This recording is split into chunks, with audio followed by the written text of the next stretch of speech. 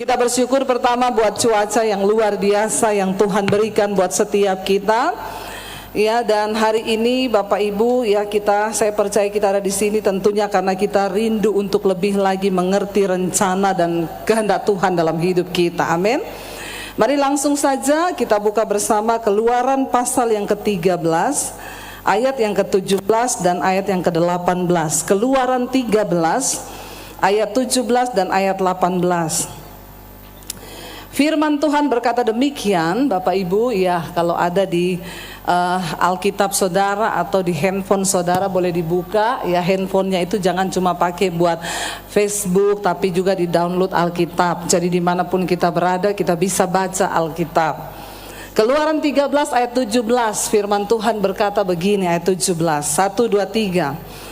Setelah Fir'aun membiarkan bangsa itu pergi, Allah tidak menuntun mereka melalui jalan ke negeri orang Filistin, walaupun jalan ini yang paling dekat. Sebab firman Allah, jangan-jangan bangsa itu menyesal apabila mereka menghadapi peperangan sehingga mereka kembali ke Mesir. 18. Tetapi Allah menuntun bangsa itu berputar melalui jalan di padang gurun menuju ke laut Teberau dengan siap sedia berperang. Berjalanlah orang Israel dari tanah Mesir. Amin. Bapak Ibu, kalau kita belajar tentang perjalanan bangsa Israel, itu menggambarkan hidup kita hari ini. Peringatan bagi kita umat Tuhan yang hidup pada zaman akhir ini. Kita tahu bersama Tuhan berkehendak membawa bangsa itu keluar dari tanah perbudakan untuk masuk ke sebuah tanah perjanjian yang sudah disediakan Allah bagi mereka. Tetapi sekalipun itu adalah rencana Tuhan, kita tahu tidak gampang proses dari mereka itu keluar. Kita seringkali berpikir begini, kalau itu memang rencana Tuhan, ya pasti semuanya lancar. Iya Pak, iya.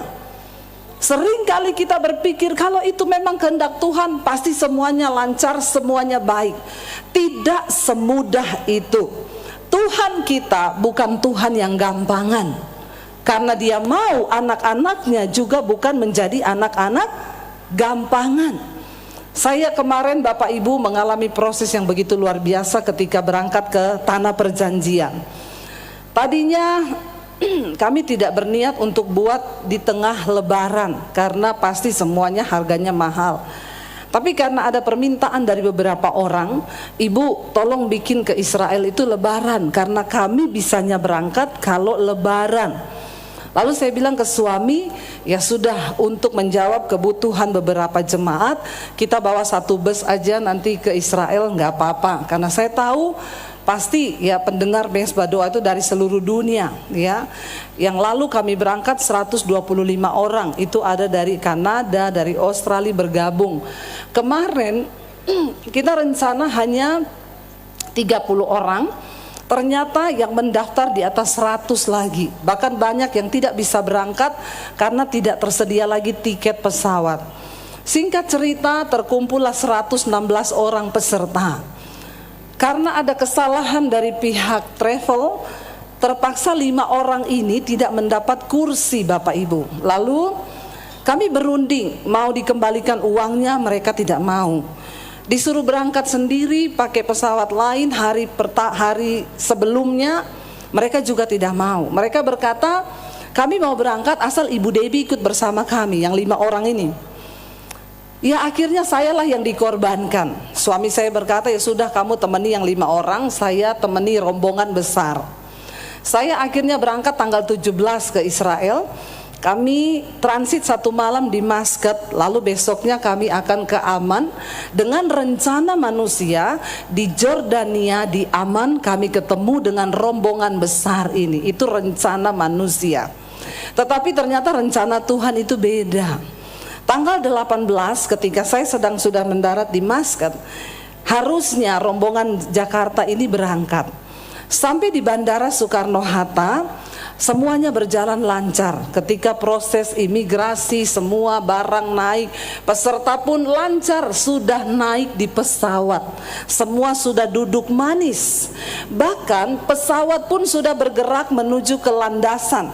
Pesawat itu sudah mundur dan sudah akan menuju ke landasan pacu untuk bersiap take off. Tiba-tiba satu orang peserta saya itu mengalami sakit yang mendadak di dalam pesawat. Dia muntah-muntah, dia sakit perut, lalu dia berkeringat dingin sehingga dia lemes kayak orang mau pingsan. Ketika keadaan seperti itu, akhirnya salah satu peserta mengabari ke pramugari. Pramugari pun melihat keadaannya dan berkata, ibu kuat terbang atau tidak? Dia sudah nggak bisa bernapas, sesak, dia muntah-muntah. Akhirnya pramugari memutuskan untuk menyampaikan berita itu ke pilot. Pesawat akhirnya dihentikan dan pesawat pun mundur untuk niatnya mau turunin ibu ini. Lalu ketika ibu itu ditanya, ibu, pesawat mundur kembali, ibu turun. Lalu suaminya berkata, kami ini niat berangkat pak, jangan diturunkan.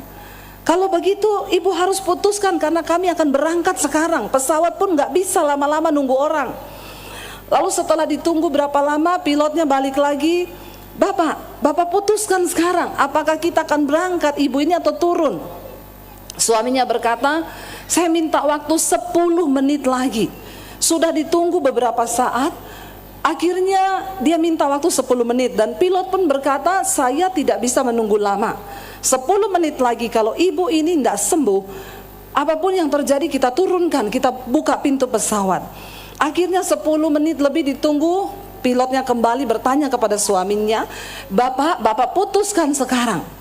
Apa yang harus kami lakukan? Bapak harus turun. Lalu suaminya bilang, oke, saya turun dan istri saya turun. Tiba-tiba ibu itu berkata, saya sembuh.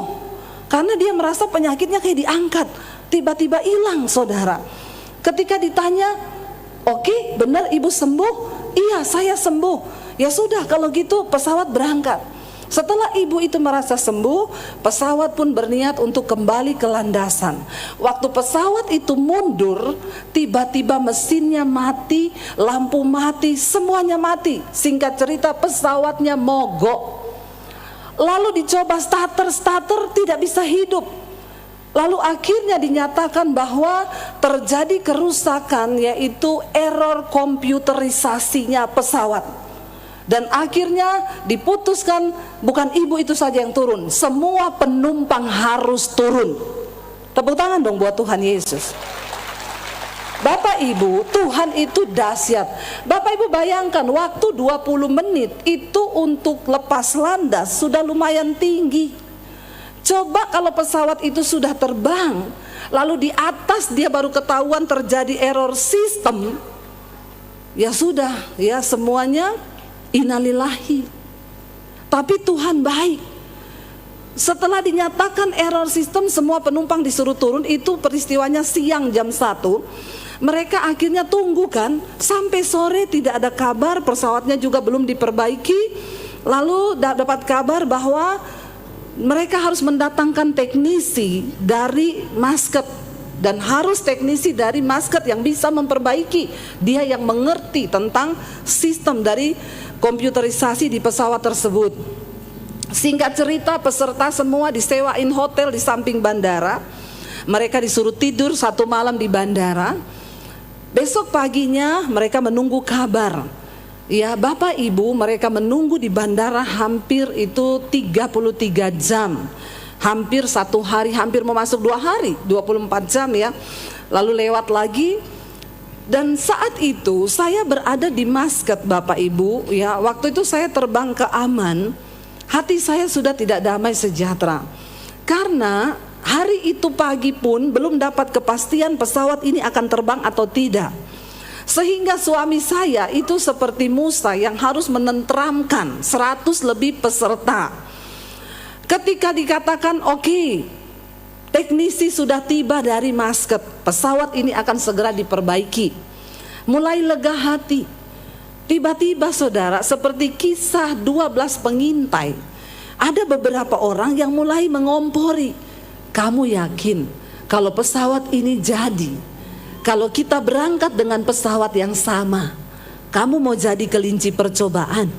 Kamu mau terbang dengan pesawat itu? Kalau saya ndak mau, itu sama dengan kita mati konyol.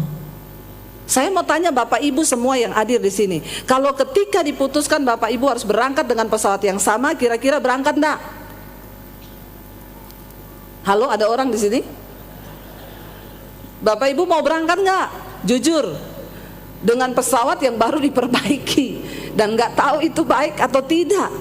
Mereka berkata, siapa yang bisa jamin pesawat ini benar-benar baik? Karena dia lama sekali diperbaiki. Bahkan harus tunggu teknisi dari luar negeri yang datang.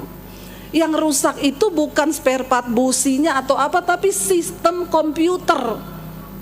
Lalu akhirnya Bapak Ibu, beberapa itu sudah mulai ya seperti bangsa Israel yang mulai bersungut-sungut. Lalu semua tanya ke suami saya, Pak, kita berangkat dengan pesawat yang sama? Lalu suami saya bilang, saya juga tidak tahu. Kenapa nggak minta ganti pesawat aja? Ini semua kan tidak seperti yang kita harapkan dan semudah yang kita bayangkan. Kalau bus yang rusak kita bisa ganti bus. Tapi ini pesawat dan keadaannya lebaran hari itu. Jadi tidak ada penerbangan lain.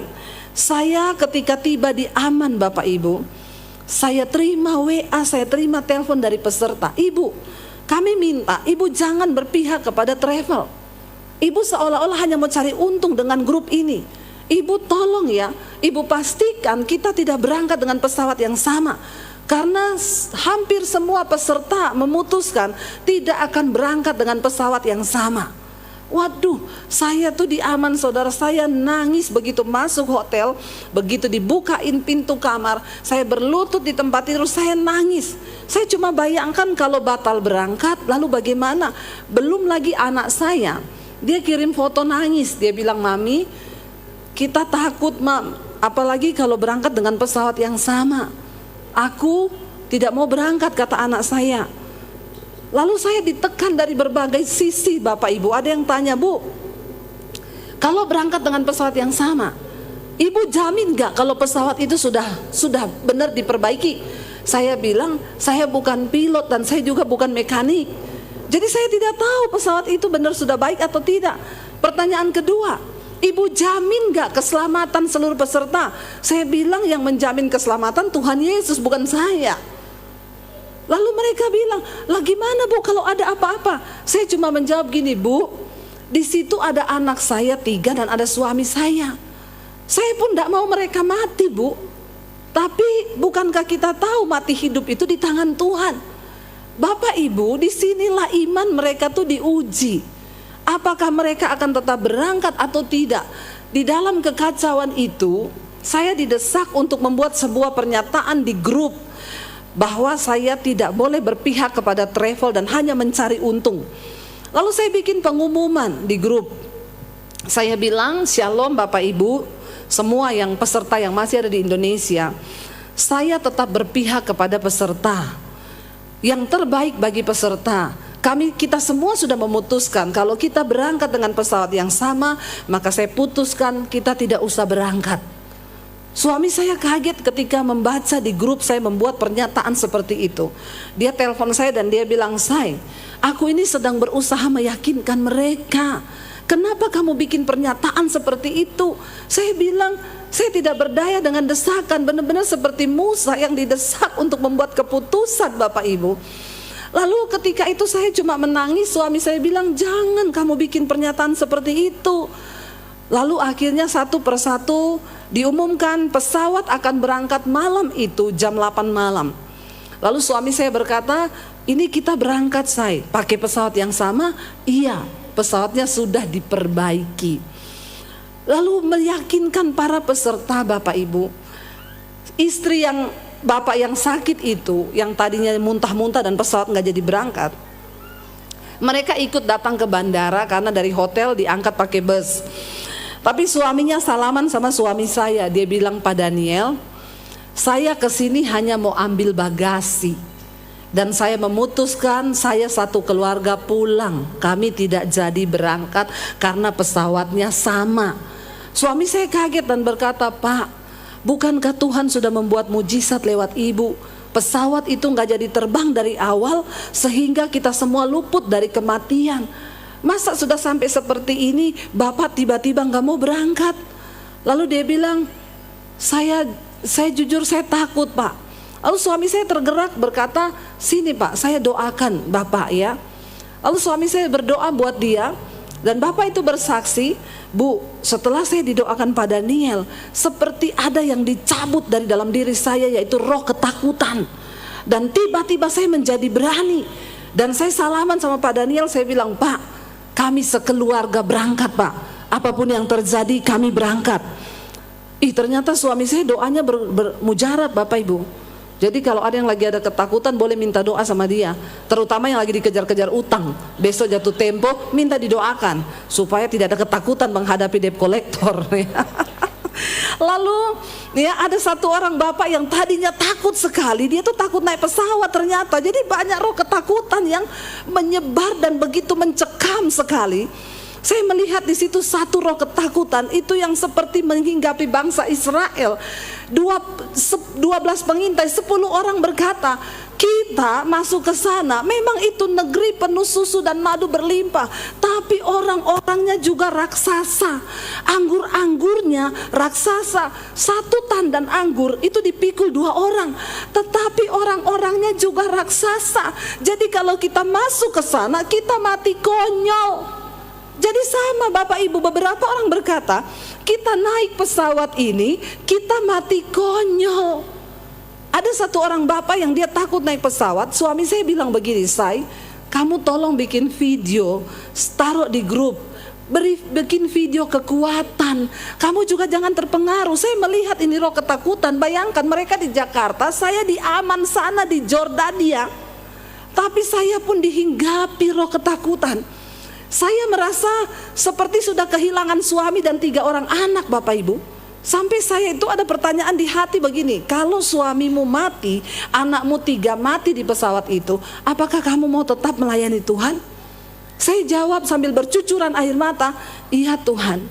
Saya mungkin akan ke sekolah Alkitab saya di Bandungan sana, saya menyepi di sana. Saya menaruh diri saya di sana, saya tetap mau melayani Tuhan. Dengan bercucuran air mata seperti suami saya ini udah mau mati, mau naik pesawat itu.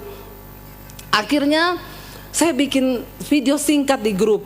Saya berkata, Bapak Ibu, saya sudah ada di Aman. Sambil menangis saya bilang, saya tunggu Bapak Ibu datang di sini.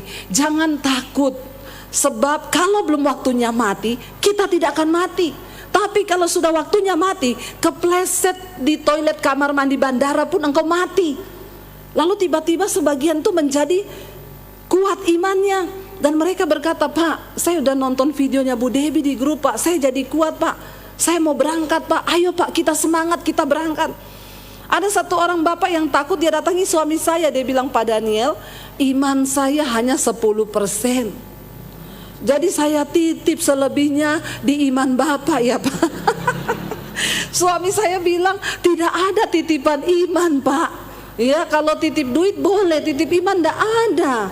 Bagaimana caranya titip iman? Ada sebagian lagi yang berkata, saya tadi malam dapat ayat, bagiku hidup adalah Kristus, mati adalah untung. Jadi Bu Debbie, saya sudah siap mati Bu. Ya, ada lagi sebagian maju mundur, kita berangkat tidak. Tapi mereka bilang, tapi anaknya Bu Debbie 3 di situ, suaminya juga ada di situ. Mereka tuh lagi dipakai Tuhan, tidak mungkin mati. Ini peserta cerita ke saya Bapak Ibu. Ya ampun, sampai segitunya mereka melawan ketakutan. Dan itu roh ketakutan benar-benar mencekam. Lalu akhirnya mereka semua putuskan berangkat, 6 orang mundur, takut tidak mau berangkat. Mereka pulang, selebihnya berangkat, semua terbang. Tapi sebelum terbang beberapa telepon anaknya, Nak, kalau mama papa terjadi sesuatu, loh ini benar-benar loh kisah nyata, dan ini kan ya enggak ada yang tahu ini nasibnya. Terbang 8 jam, pesawat yang baru diperbaiki error system, mau terbang 8 jam, edisi percobaan.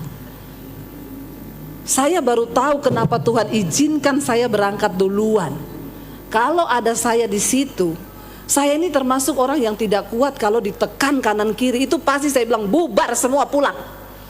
Makanya Tuhan tahu suami saya yang super sabar itulah yang ada di sana. Walaupun dia ditekan kanan kiri benar-benar seperti Musa. Tapi kan Musa nggak masuk tanah perjanjian, dia masuk Bapak Ibu. Karena dia mengambil keputusan yang benar, ya hampir tidak masuk. Lalu Bapak Ibu, sebagian telepon, nak, kalau papa mama ada apa-apa kamu jangan salahkan Tuhan.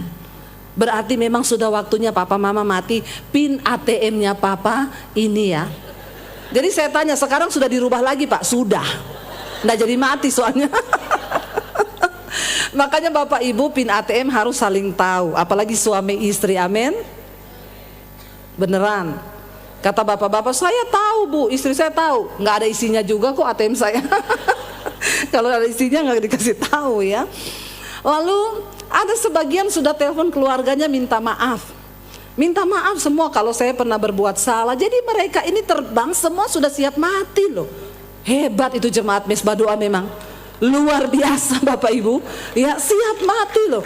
Dengar ya, tidak ada ketakutan yang lebih daripada ketakutan orang yang sudah mau mati.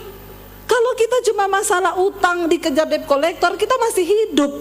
Tapi yang namanya di depan ini kematian, itu benar-benar imannya diuji loh.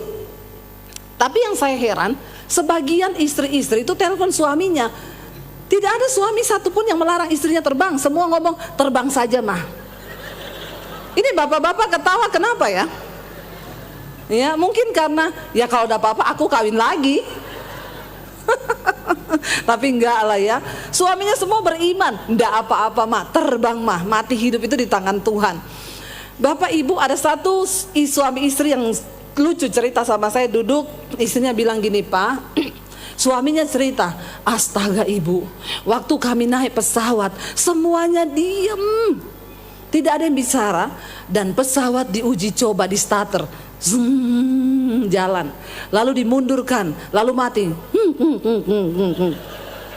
Dia bilang sama saya lihat jendela Bu, siapa tahu ada yang terbuka, saya mau lompat Bu. Itu bapak, saya ini paling takut naik pesawat. Kok yo pertama naik pesawat langsung dapat pesawat rusak loh. Dia bilang saya ketakutan setengah mati. Lalu istrinya bilang gini, Pak, kalau kamu mau pengakuan dosa sekarang, ndak apa-apa mengaku. Mumpung kita ini masih hidup, siapa yang tahu. Jadi saya tanya sama suaminya, terus Bapak udah mengaku? Untung belum Bu. Kalau saya ngaku Bu, sekarang saya sudah mati Bu. Bukan karena dah jatuh dari pesawat, tapi disalibkan istri saya. Aduh Bapak Ibu, tapi saya melihat ya luar biasa ketika saya tuh di Aman waktu di Jordan. Saya nangis ketika suami saya bilang, kita sudah di pesawat. Saya deg-degan Bapak Ibu, saya ketakutan luar biasa di Jordan. Saya tunggu mereka. Saya tanya lagi, saya sudah terbang? Suami saya bilang belum, pesawat masih uji coba, muter-muter di bandara. Muter-muter lama banget katanya, dicobain dulu, dicobain ya lama. Akhirnya dia bilang, kita sudah siap terbang. Anak saya semua nangis Bapak Ibu. Tapi sebelum terbang mereka didoakan suami saya. Ya, anak saya bilang, Mam, aku takut. Itu anak saya yang lucu. Mereka bertiga bergandengan tangan di pesawat. Anak saya bilang begini, aku itu paling jengkel kalau terbang sama Mami. Mami itu di pesawat suka nyanyi-nyanyi.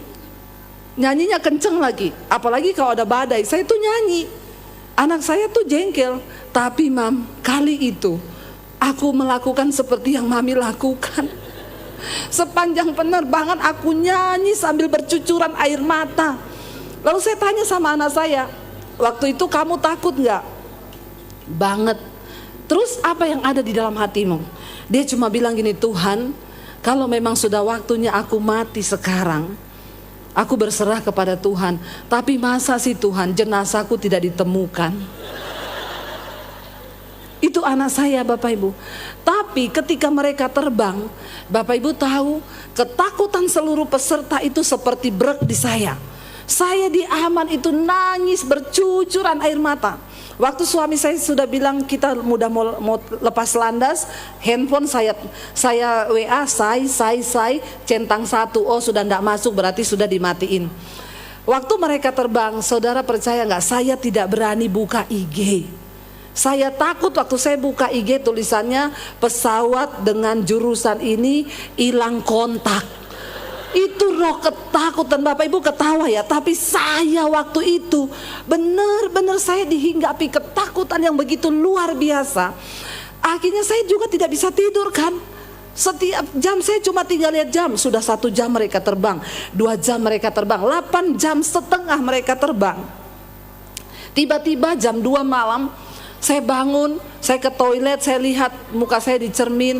Sambil saya bilang, Tuhan, ada apa? Kenapa begini Tuhan? Aku tuh dosa apa? Saya tuh salah apa? Tiba-tiba saya membayangkan ketakutannya anak-anak saya itu saya ambil Bapak Ibu.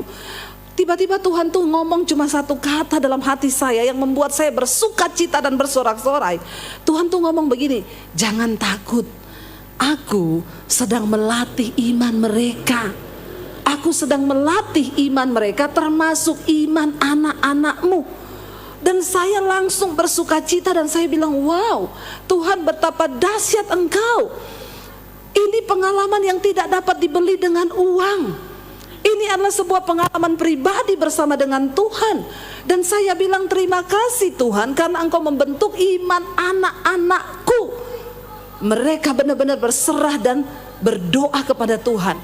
Bapak Ibu, ketika kita lihat pembacaan kita malam hari ini, firman Tuhan berkata, ketika Fir'aun itu akhirnya melepaskan bangsa Israel karena tidak mudah. Walaupun Tuhan sudah berfirman, aku akan membawa engkau keluar, tapi tidak semudah mereka bayangkan. Mereka pikir ketika mereka berjalan sesuai dengan rencana Tuhan, maka segala kemudahan itu akan terjadi. Ternyata iman itu perlu diuji. Jangan engkau berkata engkau punya iman sebelum imanmu itu teruji, kita belum yakin iman yang seperti apa yang kita miliki. Alkitab berkata, ketika bangsa Israel itu dibebasin oleh Fir'aun, dibiarkan pergi, Allah tidak menuntun mereka melalui jalan menuju negeri orang Filistin, walaupun jalan ini yang paling dekat. Ingat, jalan Tuhan itu bukan yang paling dekat atau yang paling instan menurut kita. Sering kali kita berpikir ketika kita berjalan bersama dengan Tuhan, maka masalah kita itu akan cepat terjawab. Berapa lama sudah engkau bergumul buat suamimu? Berapa lama sudah engkau bergumul buat keluargamu? Berapa lama sudah engkau bergumul buat ekonomi, keuanganmu? Berapa lama engkau sudah bergumul? Cepat atau lambat persoalan kita dijawab Tuhan, tergantung dari sikap hati kita. Sebab di dalam setiap masalah Tuhan punya kehendak bagi hidup kita pribadi lepas pribadi. Bagi Tuhan terlalu gampang untuk membawa bangsa Israel berjalan. Bahkan Alkitab berkata Allah menuntun bangsa itu berputar menurut jalan di padang gurun ke laut Tiberau dengan siap sedia untuk apa? Berperang. Bukan berarti ketika mereka berjalan dengan Tuhan lalu Tuhan bilang santai aja, kamu tidak akan mengalami peperangan karena aku akan membunuh semua musuhmu. Enggak. Tuhan melatih bangsa itu untuk berperang. Dalam hidup kita mengiring Tuhan ada banyak hal yang harus kita perangi. Ada banyak hal yang harus kita uji. Iman kita itu harus teruji Bapak Ibu. Tidak semua itu mudah. Saya mau bersaksi, saya tuh ikut Tuhan dari tahun 95 saya bertobat. 96 saya tinggalkan keluarga saya. Di sini ada mami saya juga datang, ya. Puji Tuhan Bapak Ibu, saya tuh dulu pertama bertobat kira-kira tahun 97 ya kayaknya. Saya 95 saya bertobat, 96 saya tinggalkan keluarga saya, lalu kayaknya 97 atau 98 saya ada di Jakarta. Saya dengan tante saya itu pernah datang di Kawangkoan sini. ya ketika itu ya, dan kami datang karena kebetulan ya Tante Iren ini adalah tante saya, mami saya tuh kakak adik dengan almarhum ya Bapak Lefran Lapian. Tapi karena papi saya Basjir ya, jadi saya Basjir Lapian. Saya sudah hilang fam Lapian, Basjir Lapian, tapi saya dari kecil ikut papi saya. Ya, dan Tuhan selamatkan saya tahun 95, saya bertobat, tapi papi saya marah besar, lalu saya diusir dari rumah dan saya mengikut Tuhan. Ya, saya tidak pernah berpikir bahwa ya saya ikut Tuhan lalu semuanya enak, karena dari awal saya tahu Yesus berkata, barang siapa yang mau ikut aku jadi muridku, kamu harus sangkal dirimu, pikul salibmu, lalu ikut aku. Jadi tidak ada kekristenan itu yang enak-enak saja. Tuhan mau kita menyangkal diri, memikul salib, lalu mengikut Dia. Saya tinggalkan keluarga tahun 95, lalu saya ke kota Solo. Saya masuk sekolah Alkitab di Makassar, lalu saya ke kota Solo. Saya ketemu suami saya di Solo, kami ketemu di gereja, ya lalu kami menikah. Dan saya pikir ketika saya ikut Tuhan, ya semua yang enak itu terjadi. No, Bapak Ibu, justru pergumulan terberat ketika saya di dalam hidup saya adalah waktu saya ikut Yesus. Saya terpisah dari keluarga saya. Bahkan untuk telepon mami saya aja saya tidak berani, karena kalau papi saya tahu mami saya telepon saya, ya bisa bahaya. Saya ingat ketika saya juga harus diusir, mami saya nggak bisa bela saya karena papi saya bilang, kamu pilih. Kalau kamu bela Debbie, ya udah kita bercerai. Dan saya merasa itu adalah satu hal yang berat ya bagi mami, dan saya juga tidak mau mami dilibatkan. Saya bilang, ya saya ini percaya Yesus. Papi saya tanya, kamu bisa beralih itu, siapa yang bujuk kamu jadi Kristen? Saya bilang, gak ada satu orang pun yang bujuk saya, Pap. Saya berjumpa secara pribadi dengan Tuhan. Saya bilang sama papi saya bukan Debbie yang dulu, Pap. Saya Debbie yang baru, yang sudah diubahkan Tuhan. Tapi papi saya bilang, oh makanya ini penyebabnya. Akhir-akhir ini memang papi lihat kamu jadi aneh. Dan semua orang yang berjumpa dengan Tuhan Yesus pasti jadi apa, Bapak Ibu? Jadi aneh. Semua orang yang berjumpa dengan Tuhan Yesus pasti jadi aneh. Pertanyaan saya, Bapak Ibu sudah aneh apa belum? Engkau berantem dengan semua orang, engkau belum ketemu Tuhan Yesus. Sekalipun engkau Kristen, sekalipun engkau pelayan Tuhan, sekalipun engkau majelis, kalau tidak ada perubahan hidup dalam hidupmu, maka engkau belum berjumpa dengan Tuhan Yesus secara pribadi.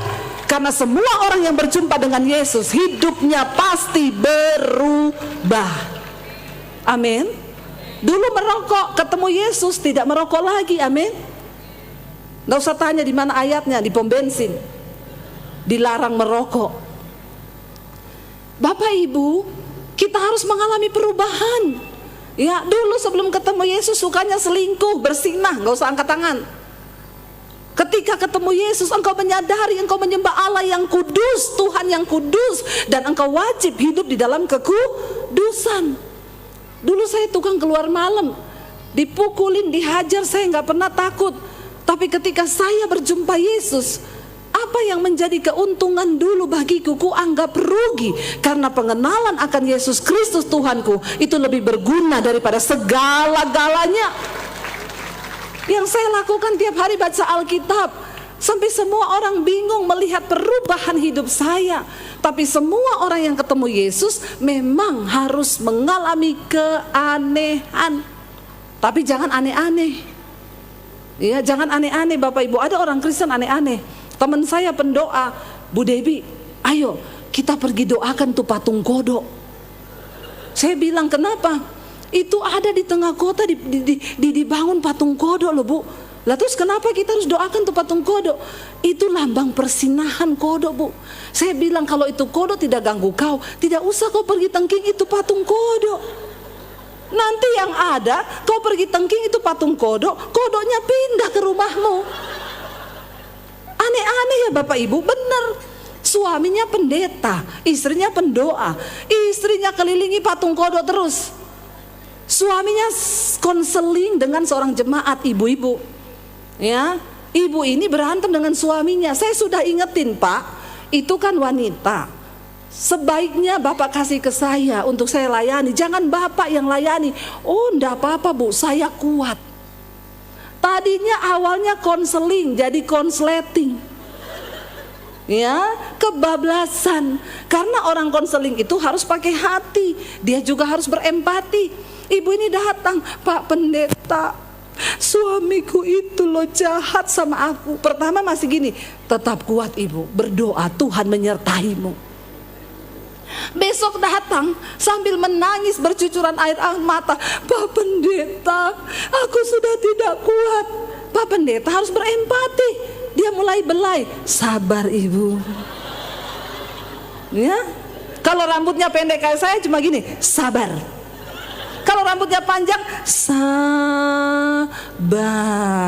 dan lama. Ya. Tadinya Pak Pendeta masih tengking, dalam nama Yesus segala roh kenajisan, percabulan aku tolak. Lama-lama ibu datang terus dengan rasa sedih. Ibu cantik putih, datang konseling pakai you can see. Pendeta juga punya rasa, punya hati. Jangan samakan dengan pisau belati. Ya, akhirnya Pak Pendeta tadinya tengking-tengking dalam nama Yesus. Akhirnya Pak Pendeta bilang, roh memang penurut, tapi daging lemah. Ya, itu pendeta di sana. Pendeta di sini semua kuat-kuat imannya, insya Allah.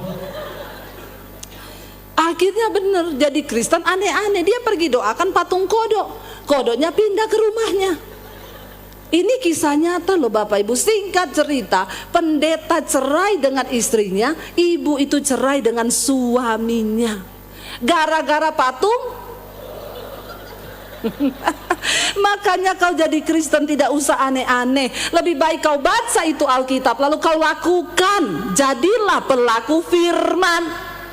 Tidak usah yang aneh-aneh. Setan itu tidak berani ganggu orang yang melakukan firman. Bukan orang yang rajin ke gereja, bukan orang yang pelayanan. Setan gak pernah takut Anda pelayanan. Setan tidak pernah takut engkau khotbah. Setan gak pernah takut waktu engkau main tamborin, main musik, singer, swel. Setan tidak takut. Setan takut ketika engkau melakukan firman Tuhan. Setan gemetar ketika engkau hidup kudus. Setan takut ketika engkau mulai menjadi pelaku firman Tuhan. Makanya setan bilang, tidak usah diganggu orang di gereja. Ada yang tanya sama saya, Bu, kenapa ya? Ibu kan sering pelayanan di kota-kota besar. Ibu kalau pelayanan di kota besar, ada nggak orang yang kerasukan? Saya bilang, iya sih, hampir tidak pernah saya lihat orang kerasukan di kota besar. Dulu pernah saya khotbah di gereja besar Bapak Ibu, lagi puji-pujian ada bapak-bapak jatuh menggelepar. Saya lari, saya mau tumpang tangan. Istrinya bilang, nggak usah Bu, kenapa? Epilepsi. Saya pikir setan Bapak Ibu, sudah mau saya tengking dalam nama Yesus, darah Yesus. Istrinya bilang, enggak usah Bu, kenapa? Epilepsi Bu. Oh, ya udah saya tinggal Bapak Ibu. Dia bilang nanti juga sembuh sendiri Bu, biarin aja. Lalu saya juga jadi bertanya, iya ya, kalau di kota besar kenapa jarang orang kerasukan? Di kampung-kampung itu banyak orang kerasukan. Lalu Tuhan itu menjawab saya, tahu nggak kenapa di kota besar orang nggak ada yang kerasukan? Karena di kota besar setan itu sudah nggak ganggu orang, dia cuman kontrol di gereja. Dia bilang gini, lancar coy, lancar. Ibadah jalan lancar, lancar, nggak apa-apa. Yang penting mereka tidak melakukan firman. Biar aja gereja penuh, mau jemaatnya 30.000, 40.000, biarin aja. Yang penting mereka tidak jadi pelaku firman. Ketika engkau menjadi pelaku firman, maka disitulah setan gemetar. Makanya kita harus mengenal Tuhan dengan benar. Kenapa Tuhan harus membawa bangsa Israel berputar? Lama atau tidaknya perjalanan mereka menuju tanah perjanjian tergantung dari respon dan sikap hati mereka kepada Tuhan. Ketika mereka bersungut, mereka melakukan dosa, Tuhan perpanjang. Sudah besok mau masuk tanah perjanjian, dihukum Tuhan karena mereka tidak percaya. 12 pengintai dikirim, 10 tidak percaya. Tuhan bilang, karena engkau tidak mempercayaiku dan engkau tidak menghormati kekuasaanku, maka engkau akan berputar 40 tahun di padang gurun. Bahkan semua angkatan itu mati di padang gurun. Yang boleh masuk tanah perjanjian hanya yang berumur 20 tahun ke atas. Bapak Ibu, jangan sampai kita ini dalam hidup ini tidak bisa menikmati berkat Tuhan. Saya berdoa buat kota Manado, terutama kawan-kawan, kita adalah kantong Kristen. Mari kita hidup menjadi dampak. Mari kita hidup membawa terang. Karena engkau dan saya, kita adalah suratan Kristus yang terbuka. Buang semua dosa, percabulan, kenajisan, kemabukan, tinggalkan semua itu. Karena tidak bisa orang sembarangan masuk sorga.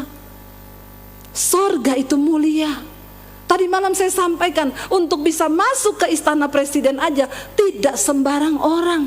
Apalagi sorga itu lebih mulia daripada istana manapun juga. Saya bersyukur hari-hari ini mendengar begitu banyak lawatan Tuhan terjadi lewat mesbah doa. Ya, puji Tuhan Bapak Ibu, tadinya di masa pandemi, ketika pandemi datang, sebelum pandemi 2018 saya berdoa, Tuhan, bahwa aku di tempat di mana Tuhan berada. Saya tidak mau pelayanan yang hanya biasa-biasa saja. Saya mau bergerak bersama dengan Tuhan di mana Tuhan berada, bahwa aku berada di situ Tuhan. Tiba-tiba saya dapat suara Tuhan. Tahun depan ya, Tuhan berkata 2019, aku akan membawa engkau. Engkau akan memperoleh tuaian bangsa-bangsa. Bahkan bukan hanya tuaian bangsa-bangsa, tapi berkat bangsa-bangsa. Saya berdoa dalam hadirat Tuhan. Lalu Tuhan berkata, cepat siapkan wadah. Ambil alih dunia media untuk penginjilan. Saya tidak pernah tahu apa yang akan terjadi di 2020, bahwa pandemi akan datang. Saya bilang ke suami saya, aku berdoa. Dan aku dapat suara Tuhan berkata, cepat ambil alih media untuk pekabaran Injil. Saya bilang ke suami, apa ya? Suami saya bilang, kalau media itu berarti TV. Saya berpikir waktu itu TV swasta yang Tuhan akan pakai. Kami datang ke salah satu TV swasta di Jakarta.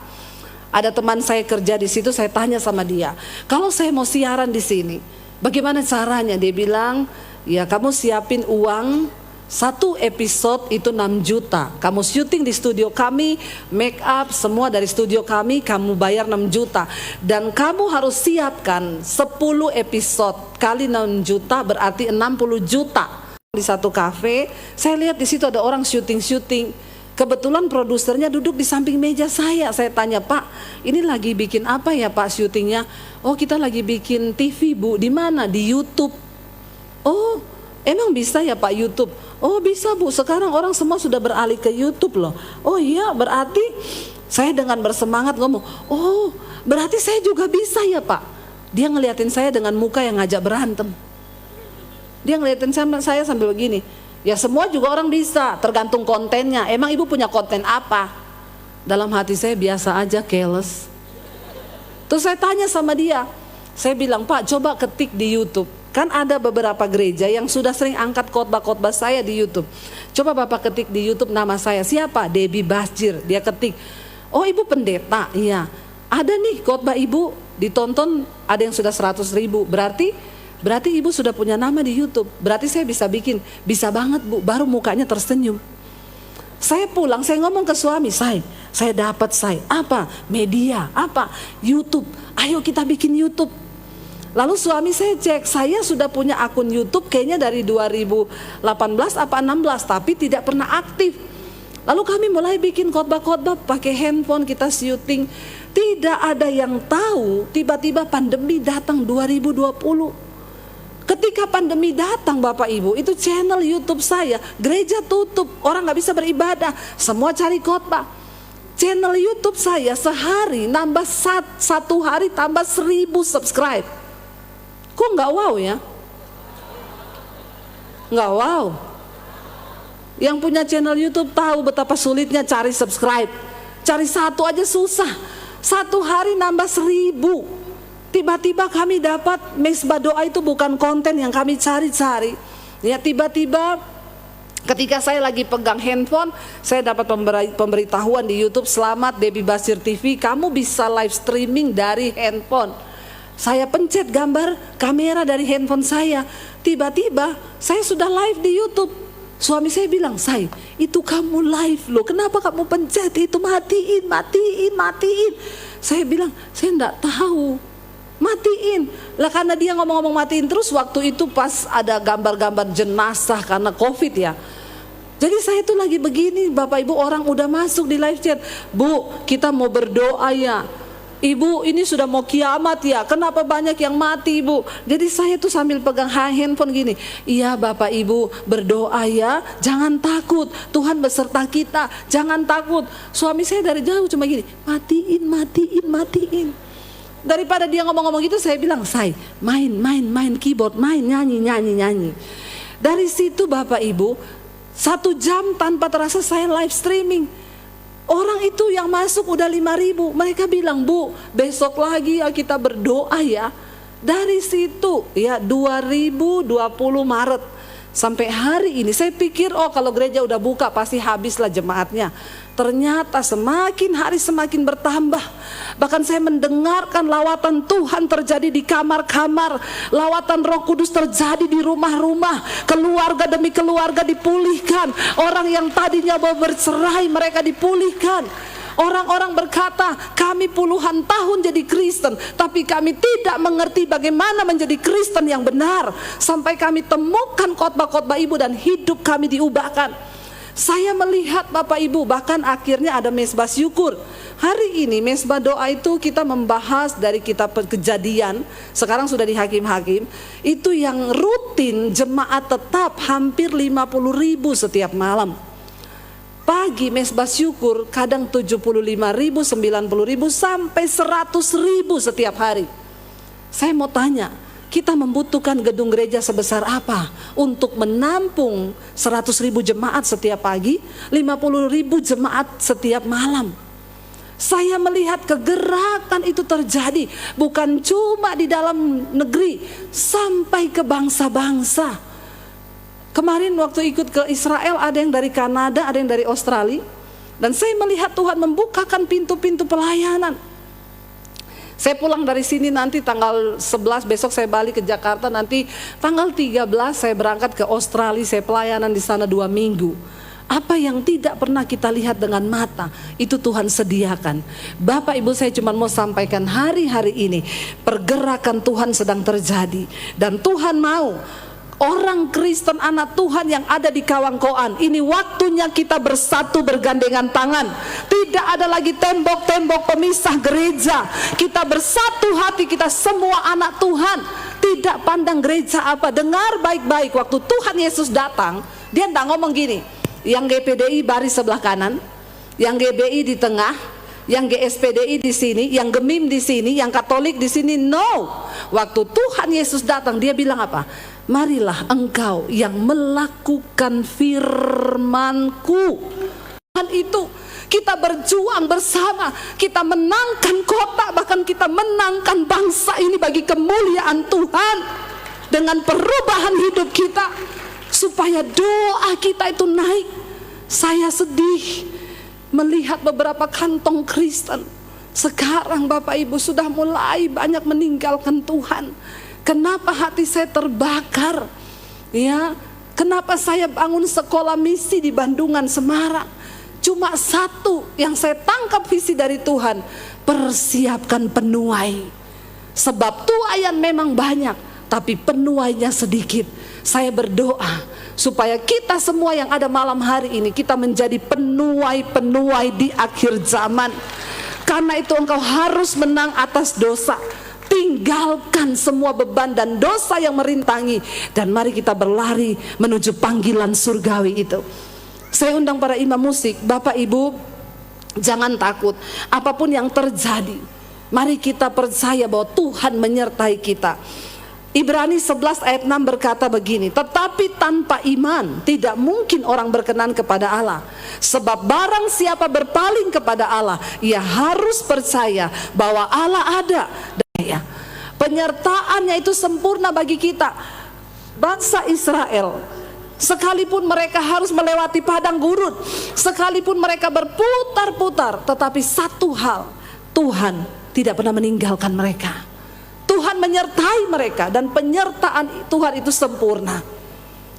Biar malam ini kita mau katakan penyertaan-Mu itu sempurna bagi kami Tuhan. Kami tidak takut. Sekalipun sekarang kami belum mengerti jalan Tuhan, tapi kami mau berjalan bersama dengan Tuhan. Mari bangkit berdiri bersama Bapak Ibu. Katakan bersama di hadapan Tuhan. Terima kasih Tuhan. Penyertaan-Mu sempurna, rancangan-Mu penuh damai, aman dan sejahtera walau di tengah badai. Ini ku selalu bersama, rasakan keindahan hati kehadiran-Mu Tuhan. Dengan iman katakan jalan-Mu memang tak terselami Tuhan. Jalan-Mu tak terselami, Seringkali kami tidak dapat memahami jalan Tuhan. oleh setiap hati kami. Katakan di hadapan Tuhan, namun satu hal yang kami percaya Tuhan. Namun satu hal ku percaya, Bahwa rencana Tuhan itu indah dalam hidup ada kita. rencana yang indah, Tiada terduga kasih-Mu, tiada terduga kasih-Mu. heran dan besar bagi kami Tuhan. Heran dan besar bagiku, Arti kehadiran-Mu dalam hidup kami. arti kehadiran-Mu selalu Nyata dalam hidup kami. nyata di dalam hidupku. Penyertaan-Mu sempurna, rancangan-Mu penuh damai, aman dan sejahtera walau di tengah badai. Ingin ku selalu bersama, rasakan keindahan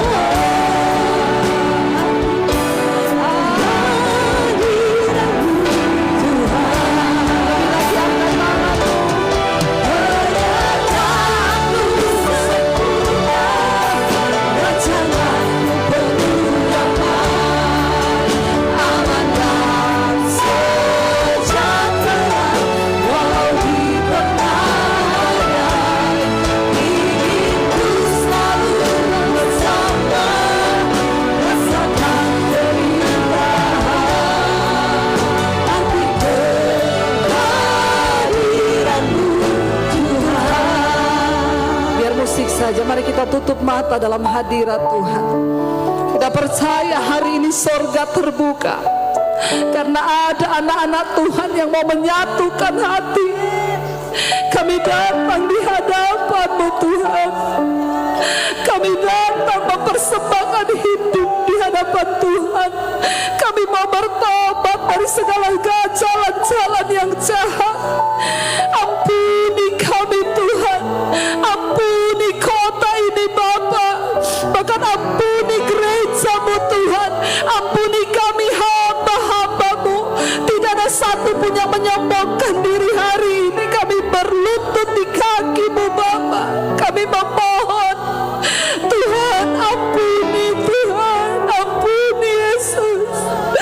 Biar jamaah-Mu turun atas setiap kami malam ini. Lawan kami Tuhan dari surga-Mu yang mulia Bapa. Kobarkan lagi Tuhan roh-Mu di dalam hidup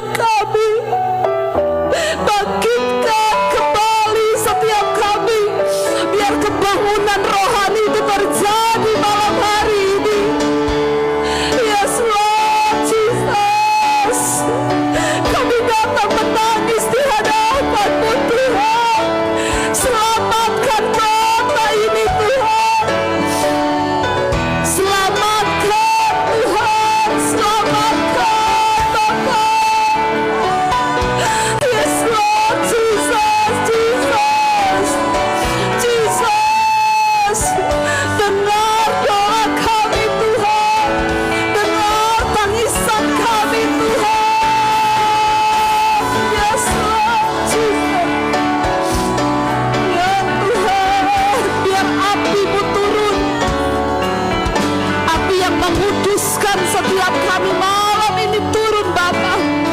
Kuduskan, lawat anak-anak-Mu. Buka hatimu bagi Tuhan Bapak Ibu. Buka hatimu bagi Tuhan. Katakan Roh Kudus, lawat sekali lagi Roh Kudus. Berhembus Roh Kudus. Berhembus Roh Kudus. Penuhi kami Roh Kudus.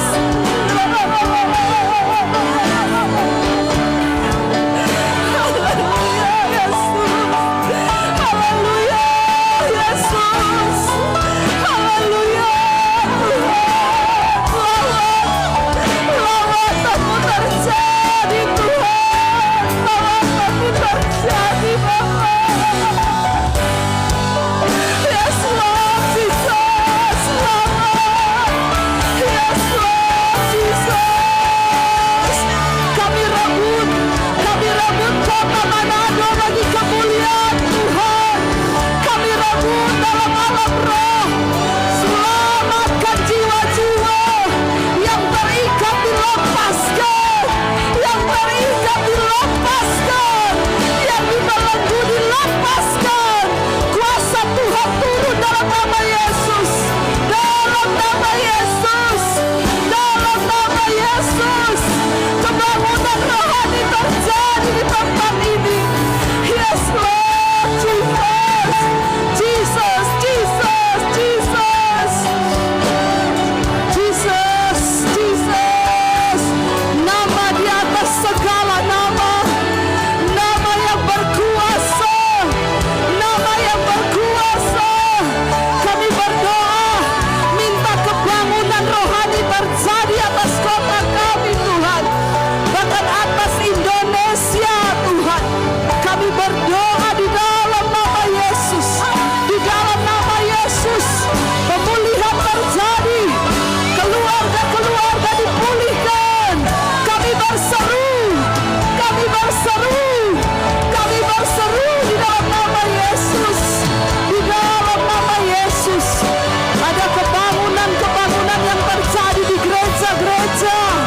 Gereja-gereja dipersatukan. Api Roh Kudus membakar di dalam nama Yesus. Dalam nama Yesus. Dalam nama Yesus. Dalam nama Yesus. Yes Lord Jesus. Lawat Roh Kudus. Lawat Roh Kudus. Lawat Tuhan. Lawat Tuhan. Engkau sendiri yang bekerja. Kelepasan. Kelepasan. Kelepasan. Kelepasan terjadi dalam nama Yesus. Dalam nama Yesus. Dalam nama Yesus. Yes Lord. Yes Tuhan, terus jamah. Jamah kami dalam hadirat-Mu Bapa. Jamah kami Tuhan. Haleluya. Haleluya Yesus. Haleluya. Yesus. Jangan ambil roh-Mu daripada kami Tuhan. Jangan ambil roh-Mu dari gereja-Mu Bapa.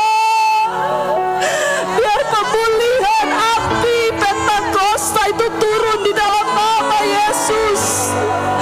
Ada kebangunan rohani yang terjadi di dalam keluarga demi keluarga. Diawali dari keluarga demi keluarga terjadi kebangunan rohani di kota ini. Bahkan di gereja-gereja akan ada kebangunan rohani. Terima kasih Tuhan. Terima kasih Yesus. Kami percaya. Kami percaya kami punya Tuhan yang besar. Ketika kami bersepakat dengan Tuhan, maka itu terjadi dalam hidup kami. Katakan, aku punya Tuhan yang besar.